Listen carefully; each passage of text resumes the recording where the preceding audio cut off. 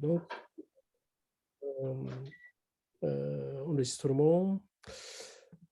Alors, je vais mettre, Ah, voilà, ça, c'est moi, ça. c'est C'est ça. Val, ça. Ok, allez-y, Valérie. Ah, alors, c'est pour moi. Donc, C'est c'est le honneur aux cas. dames, en fait, c'est ça? Oui, Ok, ok. Je c'est bon pour toi, m'éclipse. Lulu. Ok, à tout à l'heure. Bon courage. Allez. Merci, ça va. Je vais essayer de faire, je vais faire court. Voilà, donc là, je vous présente le cas de Paula, que j'ai également intitulé Humilité et écoute, parce que c'est en grande partie ce que je retiendrai de cette expérience. Alors, la première séance, elle arrive à un moment, en fait, où je suis plutôt confiante, j'ai de bons retours par rapport de la part des receveurs. Et puis, ben, je commence à m'ouvrir à des personnes vers lesquelles je ne serais pas allée spontanément et j'accepte donc de recevoir Paula. Et malheureusement, ben, cette séance, c'est une vraie catastrophe. Donc, je vous raconte, comme vous êtes assis, ça va, ça tombe bien. Donc, Paula, elle a la cinquantaine, elle est célibataire et elle travaille comme moi dans l'accompagnement de personnes de parcours professionnel. Et puis, pour se détendre hein, et se changer les esprits, elle bricole beaucoup, elle entretient son jardin et elle fait de longues randonnées. Donc, elle est plutôt moyenne de taille, très fine, fluette, et elle se tient les épaules rentrées et elle marche et elle bouge comme si elle ne voulait pas faire trop de mouvements ou pas de mouvements trop grands ou pas trop vifs. Elle a le teint et les cheveux ternes, mais elle sourit facilement et elle garde vraiment des grands yeux ouverts. Donc, on se voit pour la première fois parce que Paula a connu un burn-out il y a 6 ans et les effets perdurent. Donc, elle verbalise qu'elle a un besoin de paix et qu'elle veut remonter en énergie. Elle me dit aussi qu'elle est très fatiguée régulièrement, que cette fatigue ne part pas, qu'elle est irritable et qu'elle a des problèmes pour respirer à fond. Qu'elle a en ce moment des courbatures dans le dos et dans le bas du cou, dans le cou et dans le bas du dos. Voilà. Et donc, pour l'instant, en tout cas, elle ne recourt pas à des médicaments, mais elle base des mesures sur l'alimentation, la sophrologie, la méditation, et elle a vu un relaxologue il y a 3 jours. Donc, après l'échange, en fait, et même avant, je suis embarrassée parce que j'ai quelque chose en moi qui me dit de ne pas y aller sur cette séance. Je la sens super fragile, je la sens vide au niveau de l'énergie et j'ai en mémoire l'avertissement de maître Masunaga qui nous dit surtout pas disperser les receveurs chroniquement KYO et moi j'ai l'impression qu'elle est chroniquement KYO. Et en plus, elle a vu quelqu'un il n'y a pas longtemps, c'est-à-dire qu'il y a 2 séances, elle a déjà travaillé avec quelqu'un. Donc, je n'ai pas envie d'y aller. Mais comme on est là, on est installé, je lui ai promis qu'elle aurait une séance, je ne me vois pas, lui dire qu'on n'y va pas. Et donc, je ne sais pas comment faire et je tente de me raccrocher au bilan du ventre. Mais quand je fais le bilan, je m'aperçois que tout est KYO en fait. Il y a pas dans la globalité, c'est KYO. Et la partie la plus KYO, ce serait poumon et gros intestin parce que ça creuse encore plus que le reste. Bon, donc, je me force à y aller. Je me dis que bon, je vais faire un toucher global, que je serai tranquille, que je vais faire simple. J'essaye de ne pas faire trop long et puis je me dis que je travaillerai peut-être en priorité poumon. Et au lieu de commencer par le KYO, ben, je commence par le dos et le dos est particulièrement tendu. Donc, je travaille le dos et pour résumer la séance, je fais comme si je faisais un travail, un kata de base hein, sur la receveuse, sur le ventre, puis sur le dos, en mettant l'accent sur poumon et gros intestin, mais en travaillant aussi vessie et rein parce que je trouvais qu'ils étaient très déséquilibrés. Voilà. Le résultat, c'est qu'en sortant de la séance, ben Paula, elle est perdue, elle est affaiblie, elle se retrouve sans énergie, elle a du mal à se relever, elle n'arrive pas à reprendre ses esprits. Voilà, donc ça, c'est comme ça que je la laisse, hein et le soir, elle me dit qu'elle est restée couchée, elle s'est couchée très tôt et elle est restée fatiguée plus de 15 jours. Donc avec ce constat, voilà, je me dis que j'aurais peut-être pas dû travailler autant les parties qui étaient tendues. et surtout que j'aurais dû écouter mon corps parce que tout au long de la séance, je voulais arrêter la séance, en fait.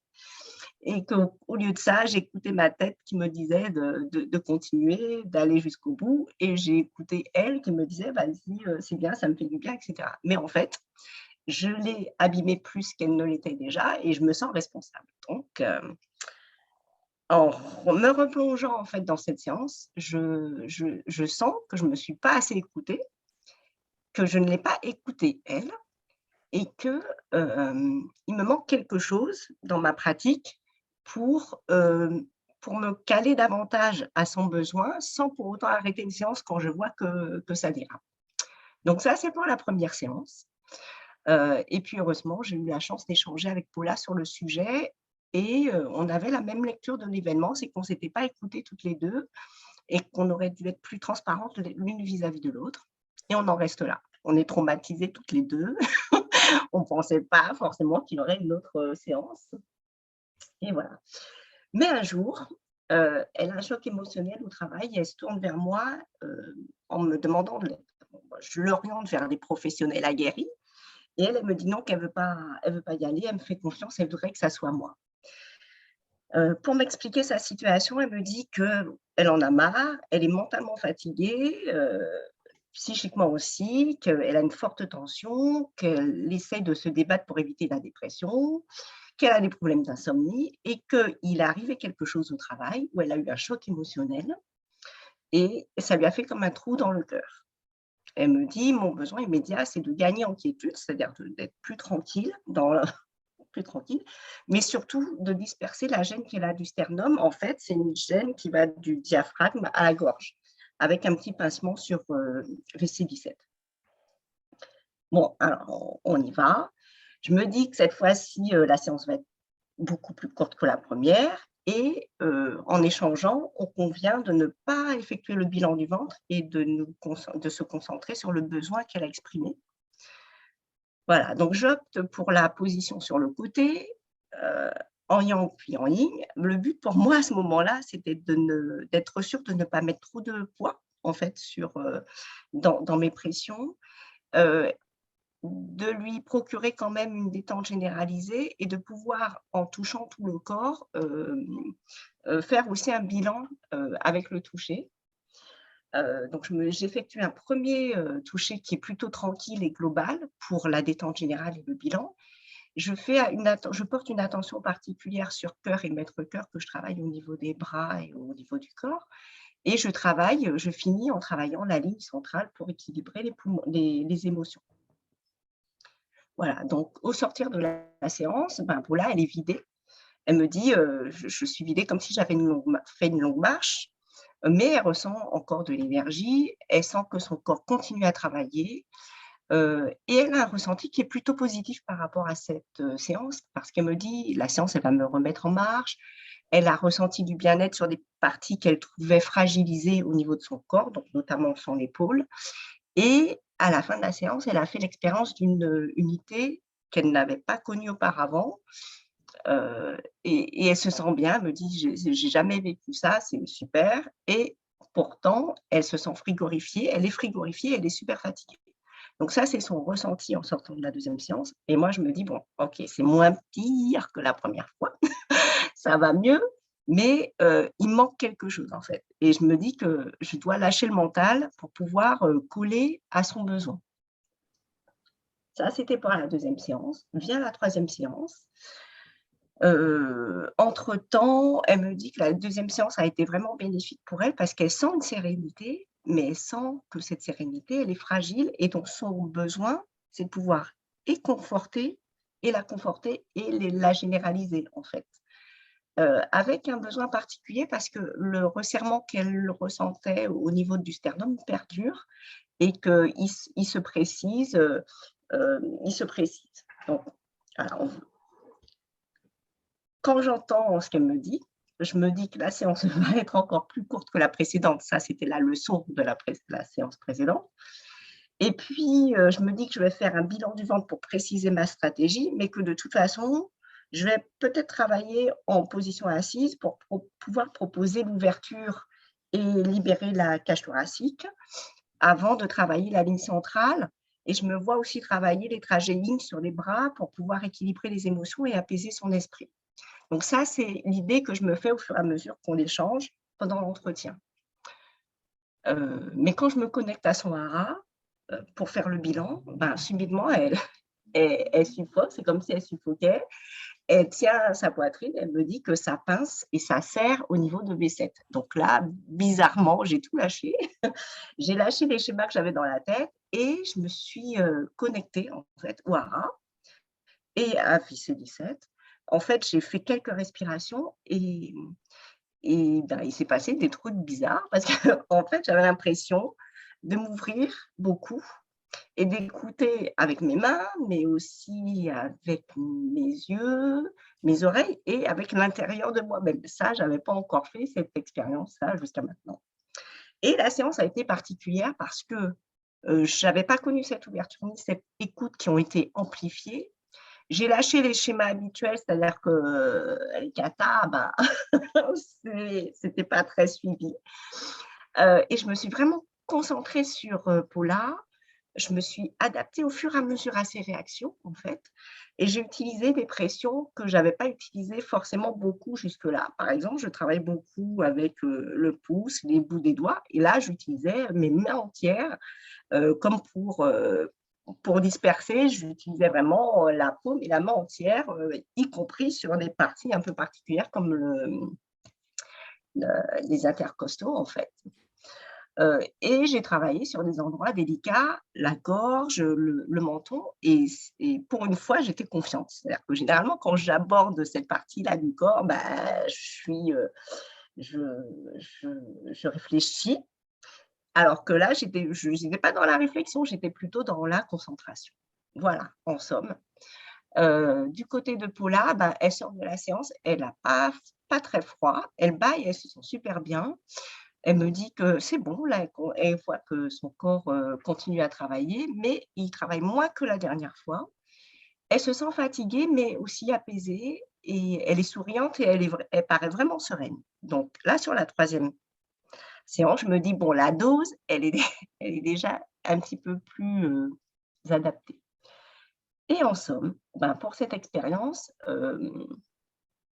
qui n'est pas terminée parce que je pense que le chemin va être long avec Paula et que je demanderai beaucoup de renseignements à Toshi.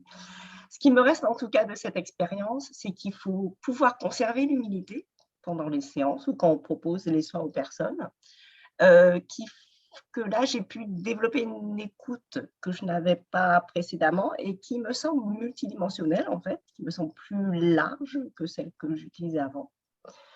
Ça m'a aussi appris à réduire mes ambitions pour les séances et à me focaliser surtout sur le besoin du receveur et sur ses capacités. Voilà pour Paula.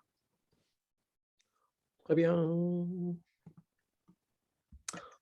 Merci, Bareli. Merci. Merci à vous. Est-ce que le question, appréciation, chose à dire à Bareli pour son Alors franchement, propos? bravo. Bravo Valérie. Ah, C'était super merci. intéressant. Non, franchement, j'ai trouvé ça super intéressant. Et à la fois sur le fond et la forme.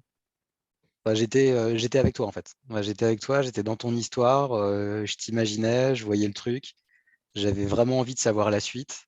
Oui, elle était J'étais à chouette, fond. hein. J'étais à fond. Non, c'était top. J'ai trouvé ça top. Merci. Voilà. Mais merci. Merci pour ce bon moment. Et c'est cool.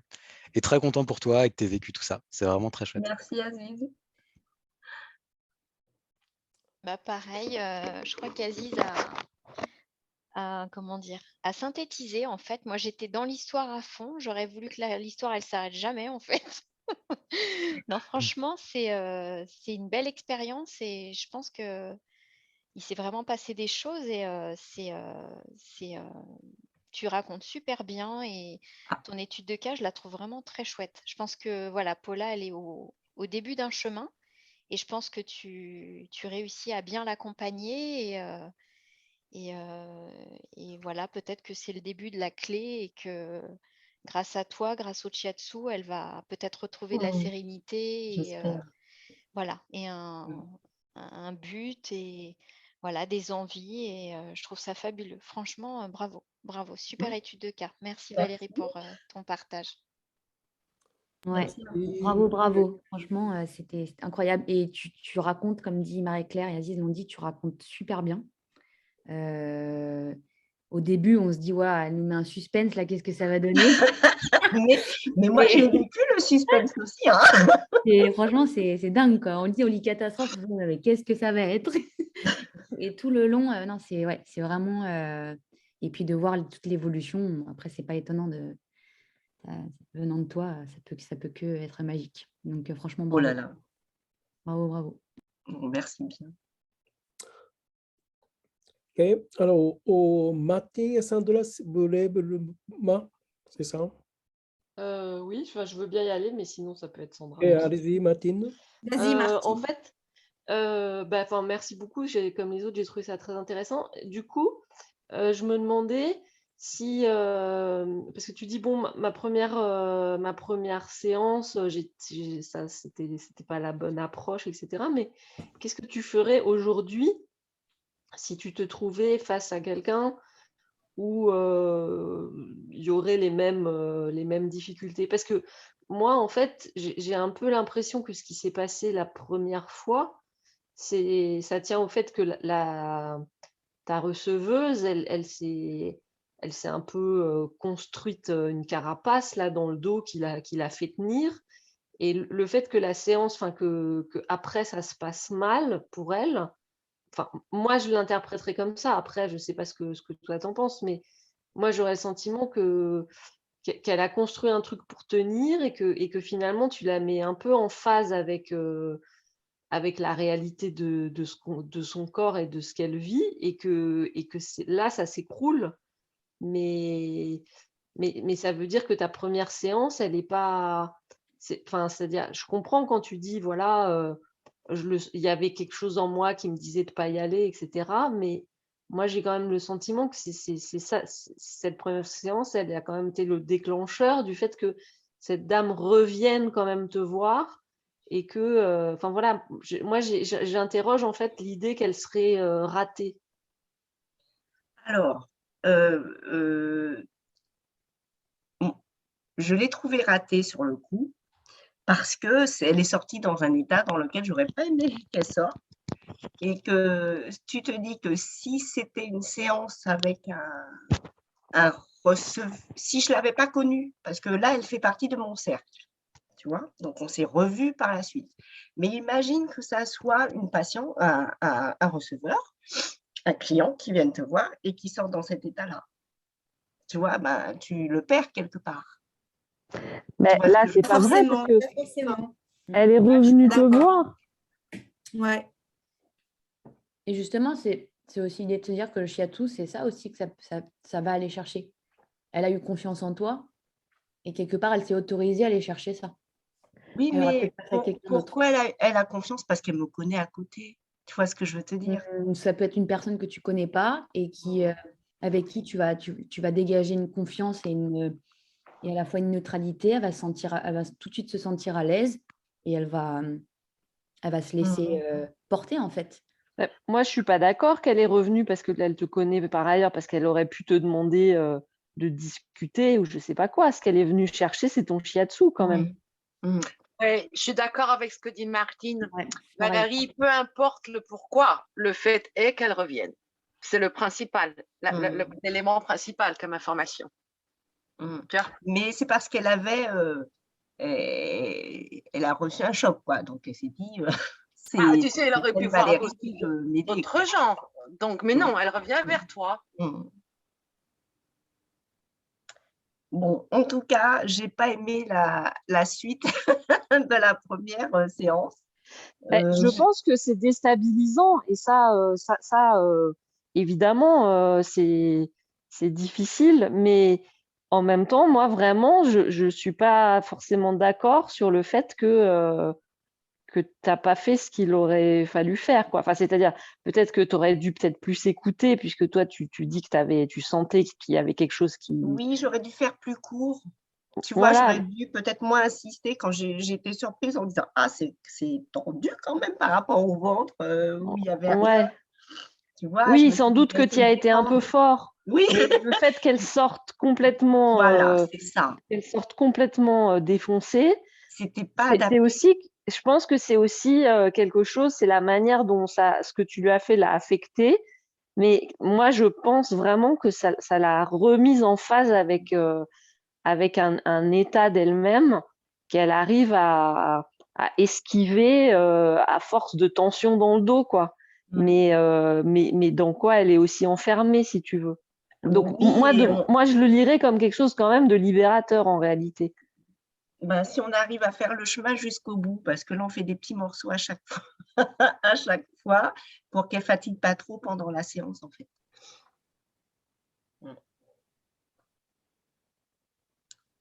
Merci. D'accord. Mais en tout cas, le fait est qu'elle est rentrée dans la pratique, si tu veux. Oui, Et certes. il y a un truc intéressant que tu dis, Valérie, parce que j'ai posé la question 3 fois à Toshi à des périodes différentes. Il m'a toujours répondu la même chose. Quand tu le sens pas, tu le fais pas. Mais oui, c'est ça. Mais en fait, il faut pas le faire. Parce que ça t'empêchera pas que la personne reviendra, en fait. Ouais. Mais quand tu le sens pas, tu le fais pas. En fait, c'est un truc, il faut avoir le courage de dire non, je pense. Alors, c'est ça la difficulté, c'est que cette personne, je disais non en fait, beaucoup de personnes venaient vers moi et elle se demandait ce qui faisait que je ne lui proposais pas, tu vois, et que je ne l'invitais pas, je n'ouvrais pas la porte. Mais c'est parce que moi, je me disais que je ne pouvais pas l'aider. Tu vois, je la voyais tellement fragile. Je me disais, ce domaine-là, le psychologique, je ne voyais pas ce que je pouvais faire pour elle. Et j'ai entendu dire qu'elle disait, mais je ne comprends pas, Valérie, pourtant on s'entend bien, mais elle ne m'a pas encore proposé, elle ne m'a même pas regardé en demandant, tu vois, tout ça. Bon, je me suis dit, après tout, quand tu seras pro, eh ben, la personne arrivera, elle arrivera telle qu'elle sera, et voilà, tu seras obligé d'y aller. Je me suis dit qu'on essaierait. Mais sinon, j'aurais dit non avant. Mais là, en faisant le bilan, j'avais déjà tout installé. Moi, je suis allée chez elle, on installe tout, le tapis, tout ça, on est prête, quoi, tu vois. Et plus on avance, plus je me dis, oh non, non, oh non, non. Oui, je sais. Et en fait, c'est ce que Toshi disait à chaque fois. Quand tu le sens pas, faut pas le faire. En fait. Voilà, c'est ça. Parce qu'on c'est une vraie leçon. C'est plus sage à tout point de vue. C'est une vraie leçon, oui. Et puis, non, mais vraiment, et c'est vrai que c'est pas évident de dire non, en fait. Surtout quand tout est installé, que le créneau est pris. C'est ça, tu vas dire, bon, finalement, on va finir avec un petit thé. Hein. Non, puis je pense que dans la vie, dans le futur, je pense que dès le téléphone, quand il y a des gens qu'on ne sent pas, on peut dire tout de suite qu'on ne peut pas. Parce que je pense qu'on le sent tout de suite aussi, rien qu'à la voix. Pas seulement physiquement, mais en fait, on le sait que ça ne va pas, qu'il ne faut pas. Enfin, il ne faut pas, c'est bon, entre guillemets, quoi. Bénéfique pour les deux parties de ne pas faire. Mais est-ce que… Pardon. Excusez-moi de ça couper parce que par rapport de mon parole, je voudrais juste intervenir que le ressenti, c'est vrai que c'est important, mais notre ressenti dépend beaucoup par l'intention de notre receveur. Ça veut dire que motivation de notre receveur. Si notre receveur a beaucoup de motivation pour avoir de notre séance, notre ressenti, ça commence à bouger. Donc, notre motivation, notre ressenti principal, c'est la base. Mais après, ce qu'on sent, ça dépend beaucoup de l'énergie de notre receveur. Oui. Donc, il faut compter ce relation parce que c'est pourquoi dans le shiatsu, cette relation entre nous et l'Oshiba, c'est primordial, très important. Voilà, alors, donc, il faut avancer. Donc, on prend le dernier question, Sandra? Oui, bah, moi je suis complètement d'accord avec Martine en fait. Et Valérie, ça ne m'étonne pas de toi que tu te remettes en question. Mais je pense que cette personne, et c'était intéressant ce que tu as dit avant là, c'est qu'en fait elle te désirait, elle avait envie. Non, mais elle avait envie, sauf qu'elle avait certainement effectivement très peur de faire tomber les choses. Et c'est épuisant, effectivement, de jeter la carapace. Donc, je pense qu'effectivement, elle est ressortie cassée, quoi. Mais elle est revenue. Je trouve ça super intéressant et très positif. Et que probablement, au fil des séances, les choses vont beaucoup changer pour elle. Sûrement. Et pour toi, parce qu'en fait, c'est ça que tu as ressenti. C'est juste ça, sûrement sa peur et son envie de pas trop y aller, même si elle voulait que tu la désires et qu'elle te désirait. Enfin bon, je pense que c'est vraiment un travail que tu as entamé avec elle et ça la pousse, elle, à faire le travail de son côté aussi, personnellement. Donc voilà, et c'était ça que je voulais te dire. Et puis aussi, je voulais te poser une question parce que tu disais au démarrage qu'elle voyait déjà quelqu'un, que tu ne voulais pas trop y aller parce que par ailleurs, elle était suivie, c'est ça? Ben oui, là, 3 jours avant, 2 jours avant, elle avait reçu une séance avec un relaxologue, en fait. Ah, d'accord, un relaxologue. Mais le shiatsu, elle ne connaissait pas? Non, elle connaissait parce qu'elle m'entendait en parler. Oui, mais elle n'avait jamais reçu de shiatsu. Mais elle n'avait pas reçu.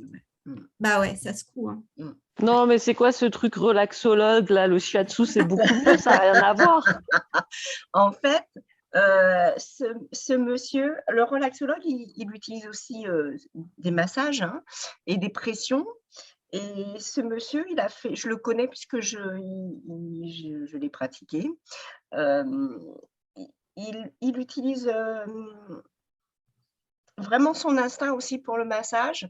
Ce ne sont pas que il travaille des fascias, tout ça. Donc, en fait, elle avait déjà travaillé sur son corps, quoi, sur son énergie pendant la semaine.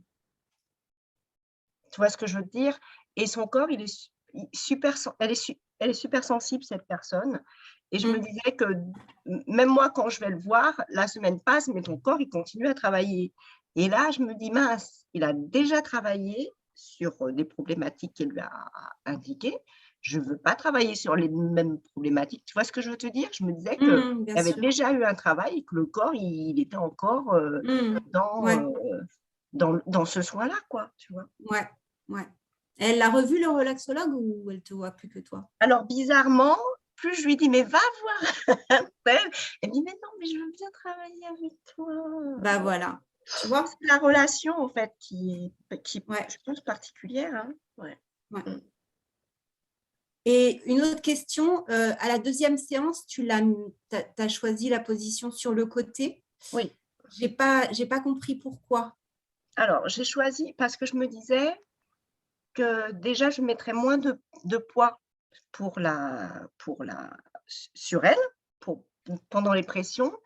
Et puis en plus, alors ce que je n'ai pas dit à l'oral, elle avait un problème à une côte, un problème à un coude et un problème à une épaule. Et je voulais travailler la mobilité des épaules, vérifier les 2 épaules, travailler aussi sur le coude en question et la côte.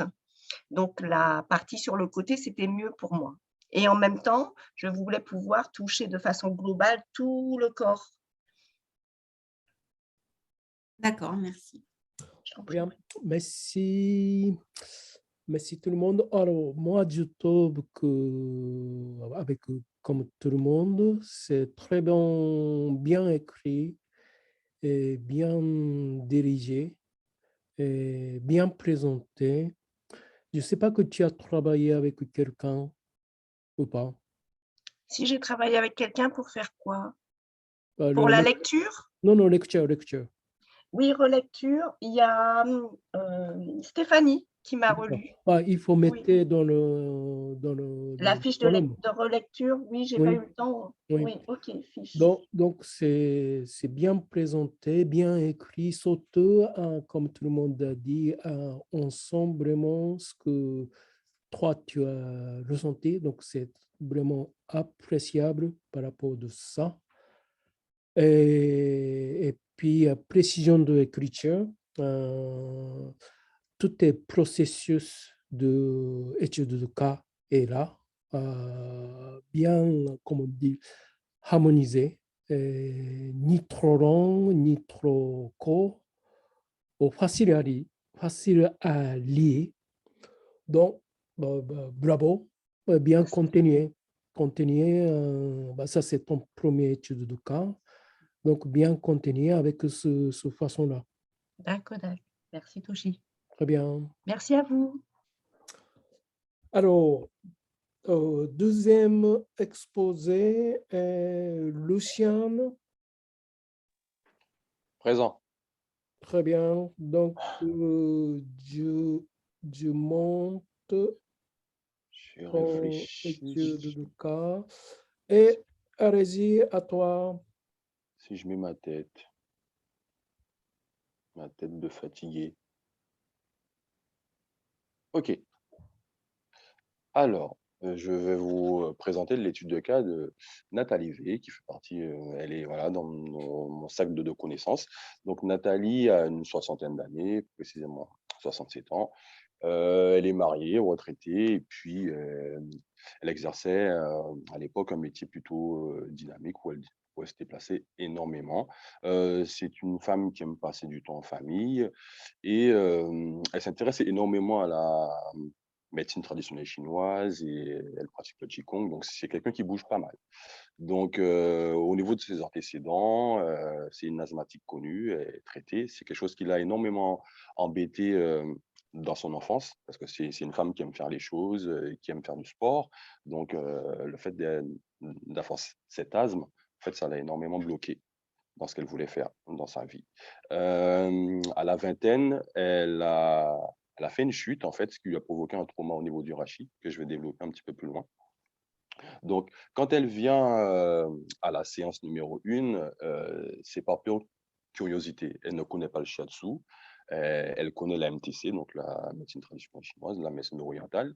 Donc, elle aimerait découvrir les bienfaits provoqués par le shiatsu. Donc, à son arrivée, donc je l'observe, en fait, je fais un Bushin. Je note son assurance, elle est dynamique, elle a une voix plutôt douce, donc je note que les épaules aussi sont légèrement vers l'avant, mais je la sens à l'aise, donc on passe à l'entretien.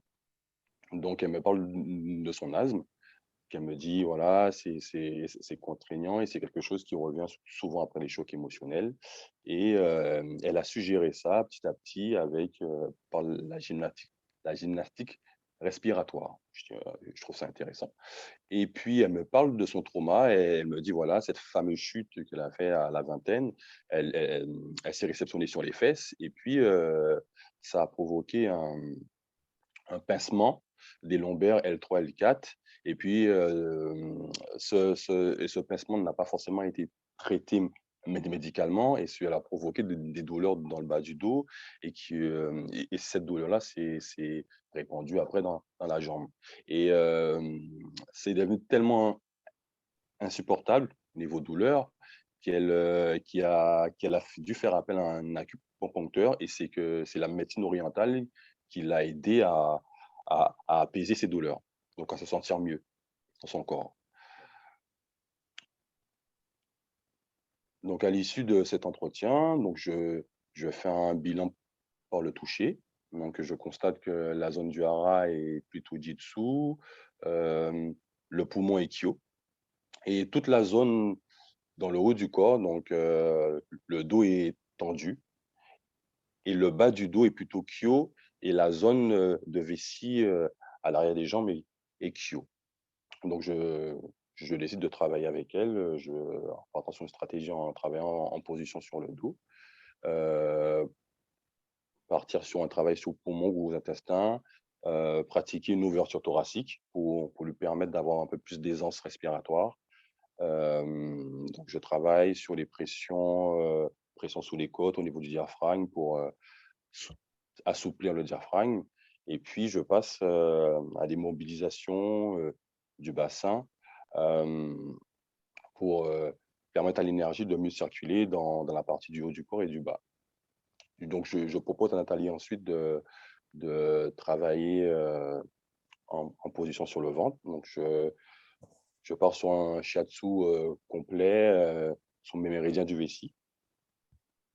Méridien vessie et rein pour terminer par une harmonisation énergétique et une détente du dos et des jambes.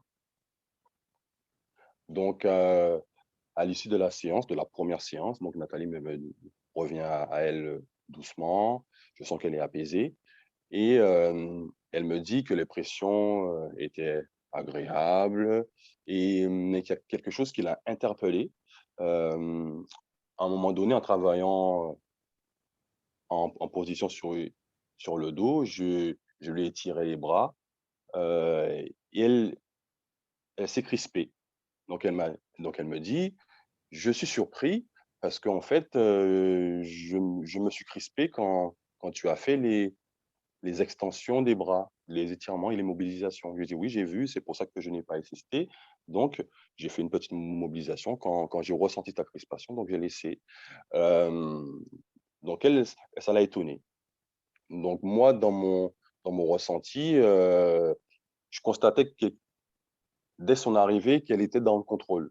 Elle avait la volonté, justement, de se faire du bien, mais il y a quelque chose dans le fond qu'elle retenait. Quelques jours après, elle me fait un retour. Elle me dit qu'elle se sent mieux, que la respiration est mieux.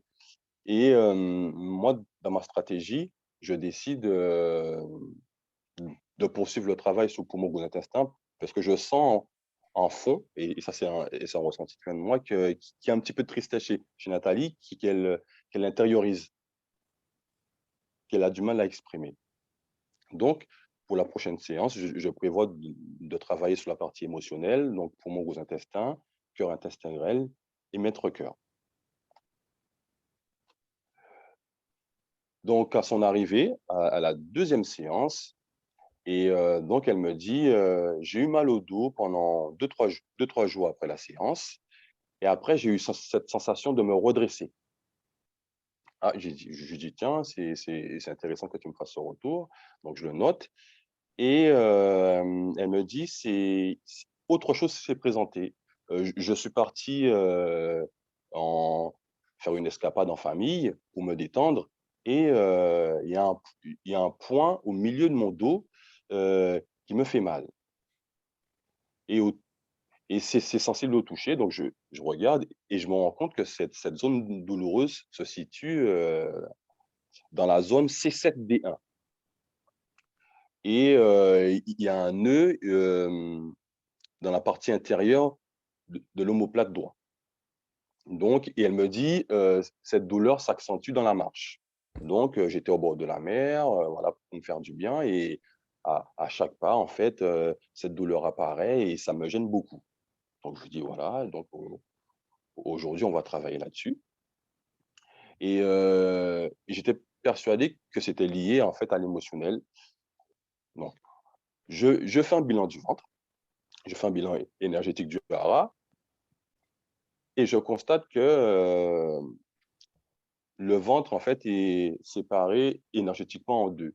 Donc, toute la partie haute est Jitsu, et la partie basse est plutôt Kyo. Donc, les méridiens, plus précisément les méridiens poumon, gros intestin et rein, vessie sont Kyo, et foie, vésicule biliaire sont Jitsu. En termes de stratégie, donc je décide de travailler sur ces méridiens-là, poumon, gros intestin, et en rajoutant cœur intestin grêle pour travailler sur la partie émotionnelle. J'étais parti dans ma stratégie pour travailler en position sur le dos, poumon, gros intestin classique. Et en fait, je me suis rendu compte que c'était trop mon mental ce que je voulais faire et qu'il fallait vraiment que je sois à l'écoute du besoin de Nathalie à l'instant T. Donc, je la mets en position sur le dos et je décide de me mettre en connexion avec le hara. Et donc, je fais d'abord un travail sur la ligne centrale, donc sur vaisseau conception, et je poursuis en travaillant l'ouverture thoracique par des étirements, bassin, épaules opposées, pour ouvrir et apporter encore, comme je l'ai fait à la première séance, l'ouverture, les anses respiratoires. Puis en poursuivant également ce même travail d'assouplissement du diaphragme, voilà, pour permettre à Nathalie de récupérer cette aisance.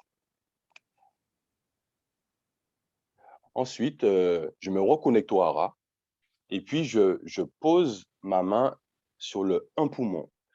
Et à ce moment précis, après 2-3 respirations, en me connectant à Nathalie, ben je sens, elle sanglote. Donc, elle se met à trembloter, elle sanglote. Et donc, je m'arrête, je lui demande est-ce que ça va. Donc, elle me dit ça va. Je lui dis, tu sais, tu as le droit de lâcher si tu veux. Donc, elle m'a dit non, ça va, c'est bon. Et donc, mais je me rends compte qu'elle s'est contrôlée pour ne pas se laisser aller aux larmes. Et je l'ai laissé récupérer un peu. Et puis, j'ai poursuivi le travail sur poumon, sur la ligne du poumon. Et après, j'ai travaillé cœur, maître cœur.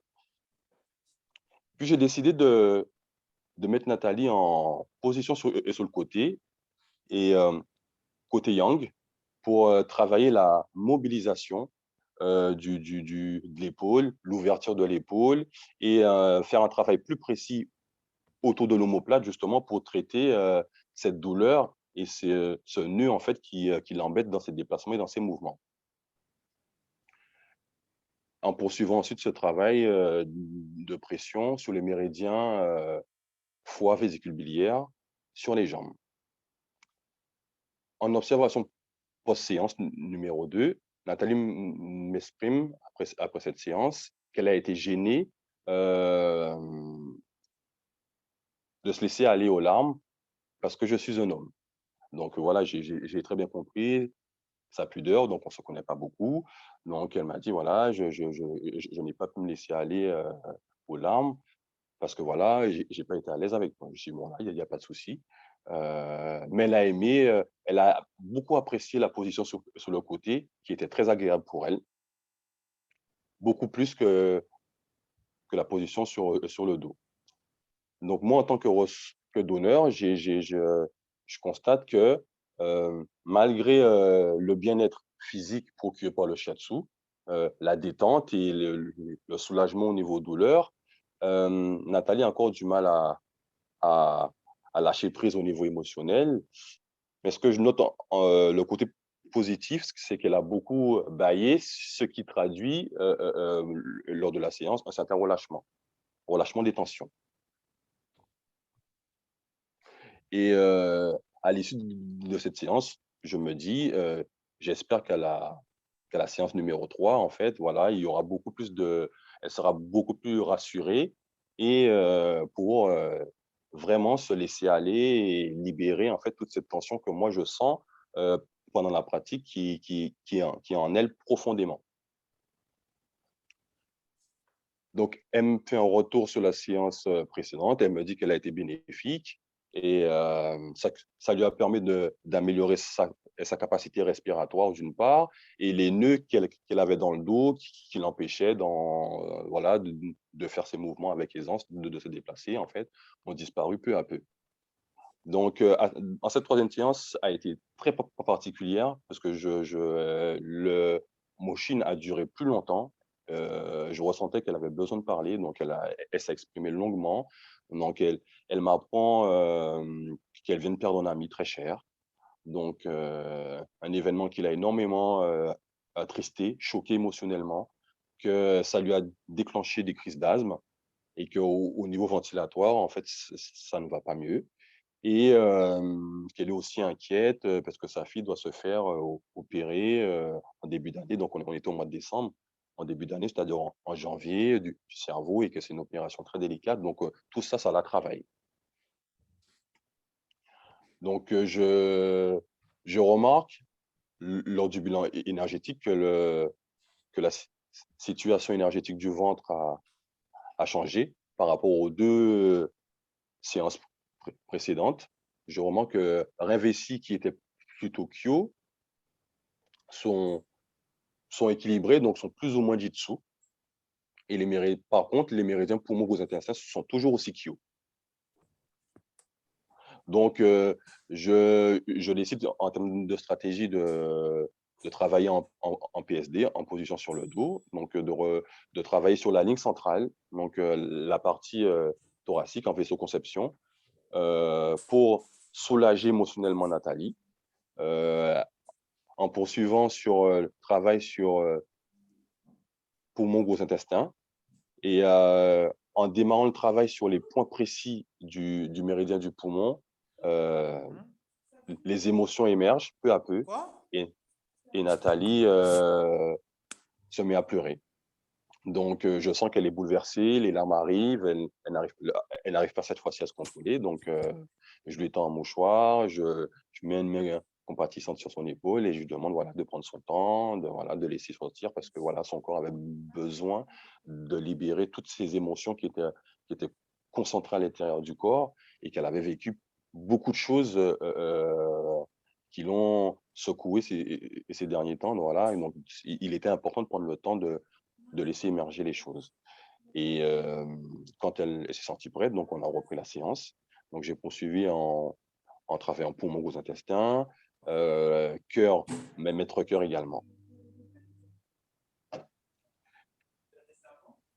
Puis, je décide de travailler en décubitus ventral, donc de mettre Nathalie en position sur le ventre, et je commence un shiatsu plus précis sur le méridien vessie, en travaillant sur la ligne intérieure et extérieure.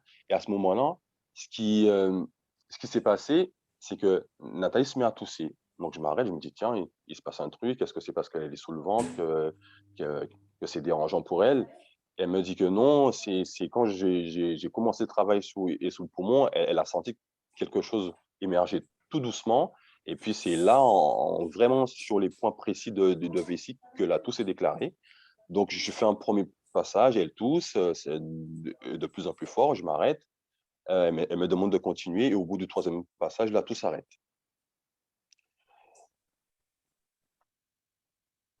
Donc, en observation post-séance, Nathalie partage avec moi que les points de méridien poumon gros intestin et en travaillant sur vaisseau conception ont été très sensibles. Elle a senti des réactions, elle a senti toutes les réactions de son corps, en fait, quand j'ai travaillé sur chaque point, et les changements. Donc, à chaque passage, en fait, il y avait un état, et puis elle a senti l'évolution de son état peu à peu que la séance avançait. Elle m'a parlé de lignes sur les jambes qui ont été très agréables et apaisantes. Donc, elle me montre, et je constate, quand elle me montre les lignes sur ses jambes, je constate que ce sont les extensions de ma Matsunaga pour mon gros intestin. Et je lui dis, tiens, c'est très intéressant ce que tu me dis, parce que justement, je ne te l'ai pas dit, j'ai voulu, par souci d'harmonisation, de travailler le méridien du poumon, mais de faire aussi les extensions sur les jambes pour avoir cette harmonisation énergétique. Et elle m'a dit, mais à ce moment-là, qu'est-ce que ça m'a fait du bien? Juste où tu as travaillé sur les 2 lignes, j'ai comme vécu une sorte de libération. Donc, la séance se termine, et à J+2, je reçois un petit message, un SMS avec cette phrase: « Merci Lucien, je respire ce matin ». En conclusion, ce que j'ai aimé lors de ces 3 séances, au-delà de la théorie, hein, je me rends compte que le corps a toujours raison, et c'est le corps qui dit ce dont il a besoin à l'instant T. Entre chaque séance, je partais sur des stratégies. Je suis quelqu'un de très mental, donc j'aime bien comprendre, j'aime bien analyser. Et en posant les mains, je me suis rendu compte que c'est le corps qui me dirigeait. Le corps a dirigé mes mains là où il en avait besoin. il est important d'avoir une préparation, mais il est important de se laisser aller de manière intuitive voilà, à ce qu'on ressent. Ce qui a été aussi très, très important comme expérience, c'est la sincérité dans le partage, la confiance qui s'est installée peu à peu entre Nathalie et moi, et ce qui a permis justement à la 3e séance qu'elle puisse s'exprimer et lâcher complètement au niveau physique, mais aussi émotionnel. Et j'ai noté 4 choses qui vont me permettre, voilà, qui vont être la ligne de conduite dans ma pratique. C'est écoute, ressent, donne, reçoit. L'écoute lors de la connexion à l'autre, et en écoutant, on ressent. Ce qui amène la confiance, hein. C'est vraiment c'est un état de partage, de communication subtile, pas que verbale. Et lorsqu'on donne, en fait, on reçoit. On reçoit quoi? On reçoit des informations, voilà, la receveuse ou le receveur nous transmet des informations, qu'elles soient subtiles ou pas. Et ce sont ces informations-là, cet échange qui nous permet justement de répondre aux besoins et de faire du bien. Et pour moi, c'est une belle leçon qui m'encourage à poursuivre la pratique et d'améliorer ma technique en shiatsu. Merci pour votre écoute. Merci, Lucien. Merci, Lucien. Merci, Lucien. Merci, Lucien. Alors, question ou appréciation? Je voudrais vraiment dire à Lucien que j'ai vraiment apprécié son étude de cas. J'ai une étude de cas que je veux présenter, que je dois finaliser parce que j'ai des soucis matériels, mais c'est très très proche de son étude de cas et on peut se rendre compte comment ça peut vraiment être intéressant des fois de laisser l'écoute faire le travail. Et franchement, je trouve qu'il est très très bien fait son étude de cas. Je t'entends pas très bien, Greg. Je disais que j'apprécie ton étude de cas. Oui. J'ai une étude de cas Merci. que je dois finaliser qui est très proche. C'est un peu c'est proche, c'est un peu opposé, mais en même temps c'est très proche. Mais dans l'approche, c'est la même chose et que j'apprécie vraiment parce que c'est un autre angle de ce que j'ai fait dans mon étude de cas que j'essaie de finaliser actuellement. D'accord, d'accord. Très bien. Je te remercie de ton retour. Et que l'écoute, enfin lâcher le mental, faire et être dans le fait est vraiment très intéressant. Donc voilà, très intéressant ton étude de cas. Voilà. Merci beaucoup, Greg. Merci, Grégory.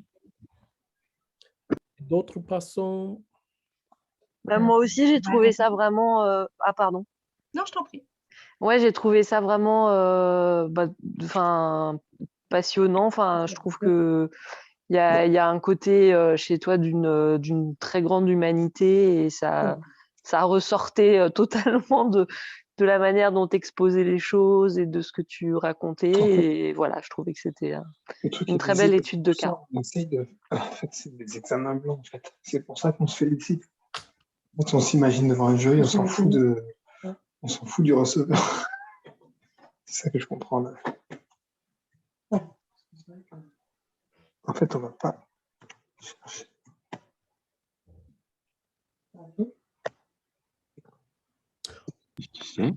Très bien, merci. Qui veut répondre à la parole? Valérie, elle aimerait bien prendre la parole.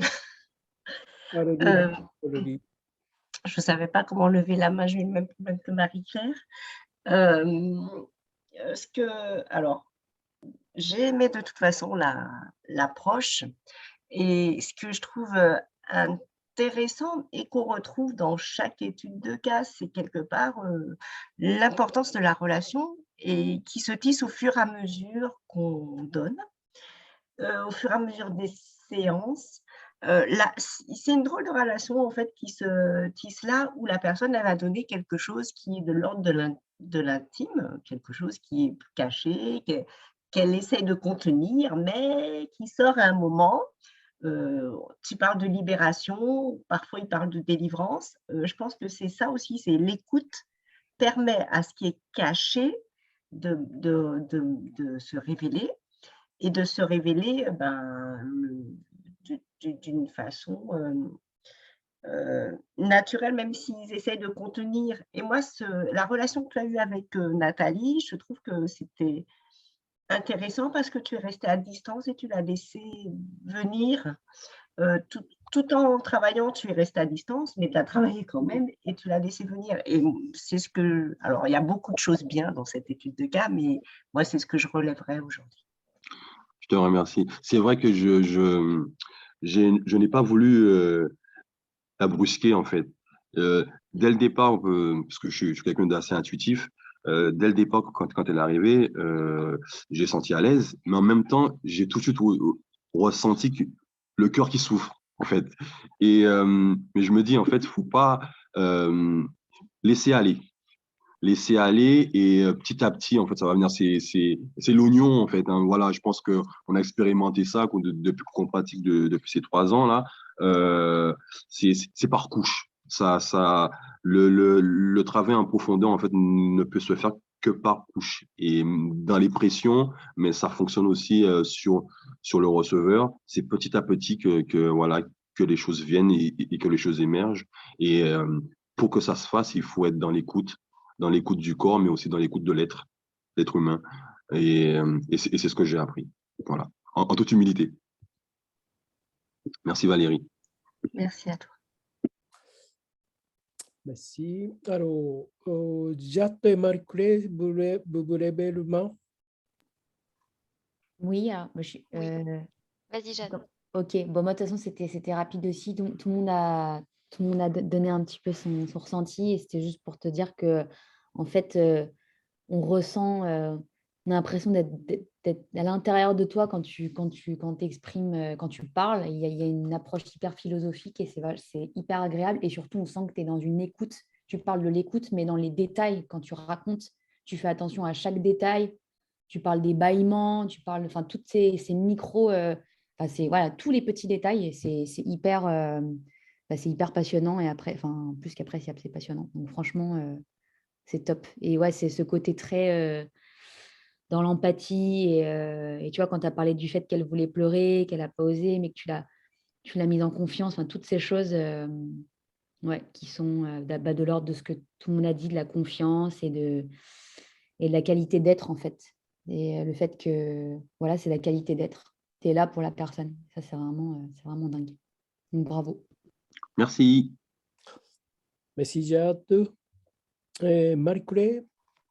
Oui, je vais rejoindre un peu tout ce qui s'est dit. En fait, Lucien, beaucoup d'humanité. Voilà, c'est voilà, des valeurs humaines qui transpirent dans ton étude de cas et c'est vraiment chouette. Franchement, un super praticien en devenir et voilà, je trouve une super étude de cas. Tu racontes énormément avec beaucoup de détails et de manière vraiment empathique. Je vais répéter tout ce qui s'est dit, hein, beaucoup de bienveillance, beaucoup de pudeur.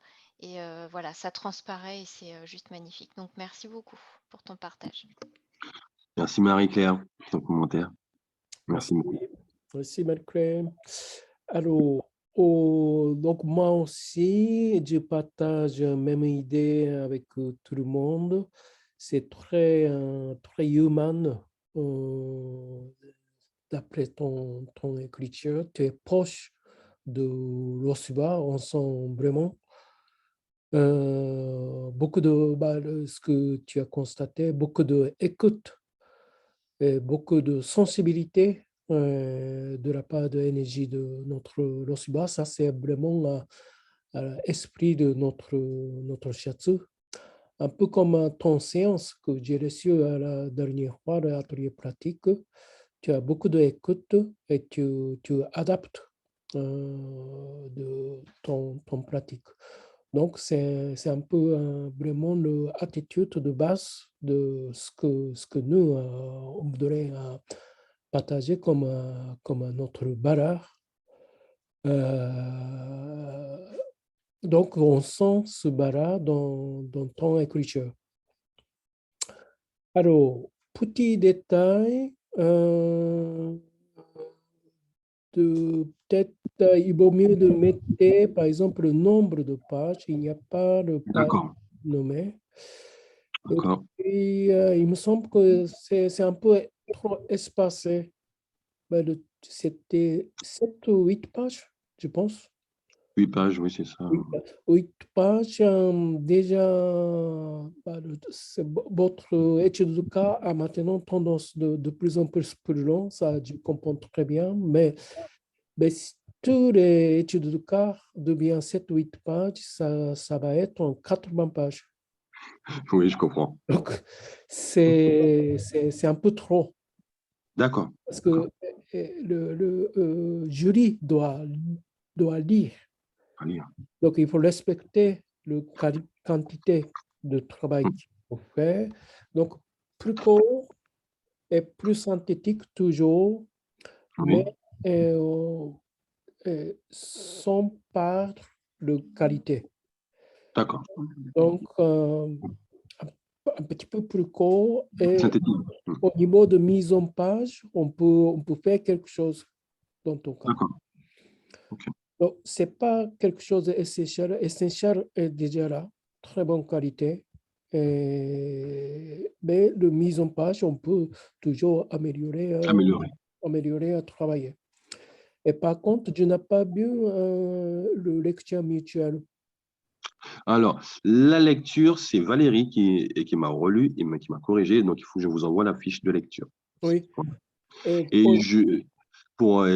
pardonnez-moi de vous interrompre. En fait, j'ai voulu dans la semaine mettre mon étude de cas et la fiche de lecture sur le forum, mais oui. rien n'a voulu marcher cette semaine pour moi.